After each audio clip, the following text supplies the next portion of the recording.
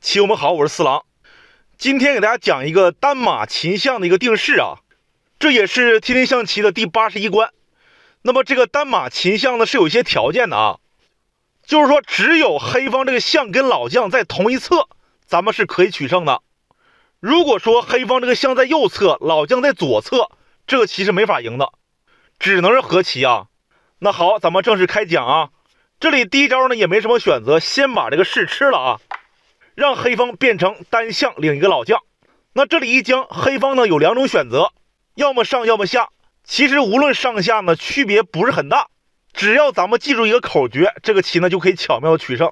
那这里先让黑方走一招棋，我们再来说这个口诀啊。比方说黑方上将啊，那么上将以后一旦我们要跳马，黑方肯定要往中路飞了。如果黑方这个象飞到右边，这个棋没法赢了。所以说这里我们要等他一手啊，因为黑方老将没法动啊，我们走一步闲招，黑方只能飞边象。那么这个口诀是啥呢？就是接下来我们每两步棋要看住中间这个点，也就是黑方象的落脚点。这里我们可以往这儿跳，也可以往这儿跳，都一样。但是这里需要做一个提示，如果黑方老将在底线，咱们就不要往这儿跳了，不然被拉住了啊，那这个棋完了。现在这个棋是没事的，你看咱们已经跳了一步马了，如果再跳一下，是不是也能看中中间这个点呢？好，那么知道这个道理就行了。现在轮到黑方走啊，黑方老将首先不能动，你动将的话不抽了吗？这象没了啊，他只能动象。这里黑方有两个点可以飞，咱们先说黑方飞底象的变化。那现在踩着马呢，咱们肯定要逃马呀，那咱们这个马往哪儿跳呢？其实呢往哪儿跳都行，比方说咱们往这儿跳啊，那你看这是第二步，现在咱们还是守住了中间这个点，黑方还是没法飞中象。那接下来比方说黑方退老将，那咱们这里就重新计算步数啊，不是每两招棋看住中间这个点吗？咱们往这儿跳，下一招马6进7，你看黑方老将别住象眼，黑方这个象还是没法回中。那现在又轮到黑方走了啊，黑方现在不能飞象了，不然跳马不是抽将了吗？他这里只能动将。无论你上还是下，比方说你上吧，那我就往这儿跳。这刚好用了两招棋，咱们又守住了这个点。你看接下来呢，黑方就得自投罗网了，因为你黑方老将没法动，你只能动象了。你往中间飞我也给你踩了，往边路飞我也给你踩了，这个棋呢就赢了啊。我们看下一种变化啊，这个棋呢不太好讲，给大家重新走一遍啊。这里咱们踩是一将，刚才讲是黑方上将啊，一会儿咱们再讲退将的。接下来咱们马没法动，一动马他往中路飞了，咱们等他一招。黑方老将没法动，他只能飞边象，然后咱们一跳，往这儿跳也行，咱们这把往这儿跳啊，一样的道理。反正你记住每两步看住中间这个点就完了。刚才讲是黑方飞底象是吧？那这回讲一下黑方飞高象的变化。那咱们也是往这儿蹦啊，现在还是守住中间这个点。那这里如果黑方飞边象，咱们还是按原计划往这儿跳啊，下一招再马6进7。但是这里边呢有个小变化啊，就是说黑方这个象不动了，他走老将啊。那么这里呢我们有两种方法都可以赢了这个棋。第一种呢，我们这里计算好，可以按原来那种方法啊，往这儿跳。这里我们不用走等招，因为黑方飞中象的话，我们上马刚好是抽将，只要提前计算好就行。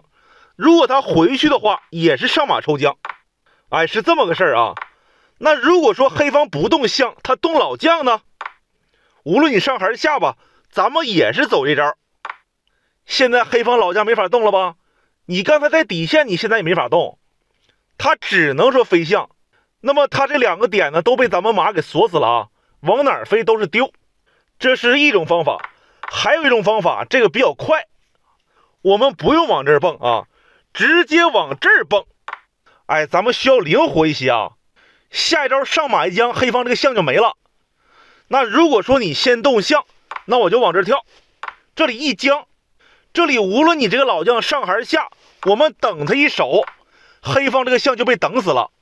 因为这样一来呢，黑方老将没法动，他只能动象了，无论你往哪儿飞都踩了呀。这里有这么一路变化啊。那如果说黑方不先飞边象啊，他先动将呢，先动老将的话，其实上和下结果都一样啊。那这里咱们跳马不带将，咱们这个马先别动，等他一手啊。上一步老帅，看他这棋怎么走。如果他逃将，上马一将，象没了。飞象的话，咱们这个马往这儿跳，这不又形成那种局面了吗？只不过我们多走了一步顿挫而已。这期呢，我觉得讲的已经比较详细了。只要你稍微琢磨一下，以后再碰到这种局面，那不是手到擒来了吗？好了，棋友们，我们回到初始，看一下天天象棋电脑的走法。这里我第一招踩是一将，黑方选择回到底线啊。其实刚才我讲的，如果你听懂的话，现在你应该知道怎么走了，应该都不用告诉了啊。那这里我们别动马，先上老帅，防止黑方象回征。然后黑方呢飞边象，我们这里往这儿跳啊。